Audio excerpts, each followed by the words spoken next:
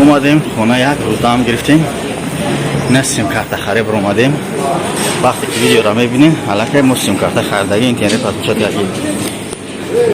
خب روز میبینیم که هم استانسیه سکوندیم. خب میبینیم که کدام تعریفش بهتره، انا از همون تعریف خریداری کنیم.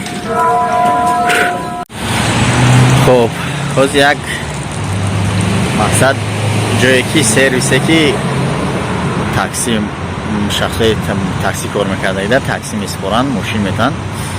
روز یک برادرمون انمیجا تاکسی گیری اومده پیش نوار مدرده ماشین گیری اومده و پاسپورت های چه پروای روسی دارن. مقصد لیسنس قطعی کار میکنه، لیسنس اندار قطعی. خب روز اگر اما اکا بتونه گرفته همجا ماشینه خودش ماشینی به نقلیت و به لیسنس دارد. پس ما ماشینی او را گرفته بود با یک لیسنس تا پروا کردن با فکریم که آینده کار کردن میگیریم اگر بتونیم.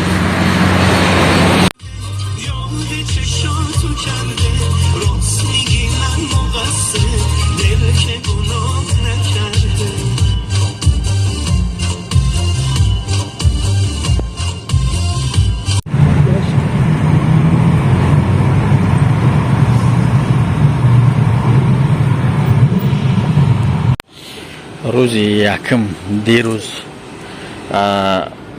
امی شرکت هایی که مقصد تاکس ماشینایی که برای راننده ها تاکسی مقصد در تاکسی میسپرن دیروز گفته بودیم رفتیم یک چند جا اومد نرخشون معقول نشید. امروز با یک جای دیگه آمدیم اینم پشت میبینین برای ماشین های برای تاکسی هن. امروز اومدیم حوزی حجت های هم مکر گرفتگی نصیب باشه اگر بگیرن یکون ماشینش بتن. بعد ما ماشینی اکره به خاطر که پروای روسی نداریم مقصد به پروای تاجیکی تاکسی های میکنیم تا با نمیدون بفیم که مخم کدنه.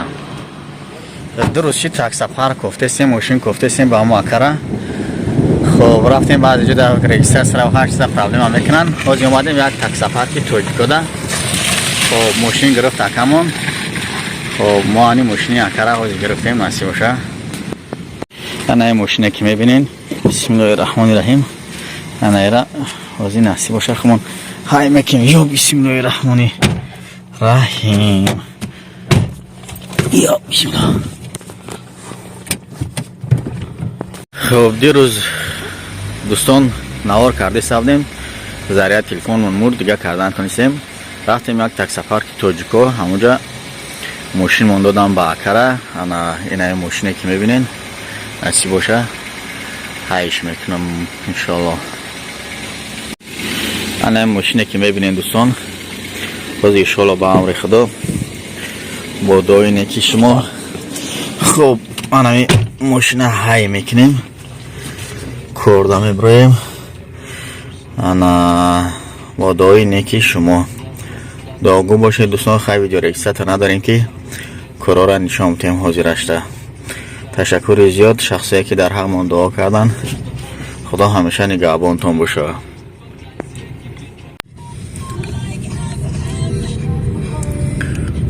خب اینا راه ده برو اومدیم.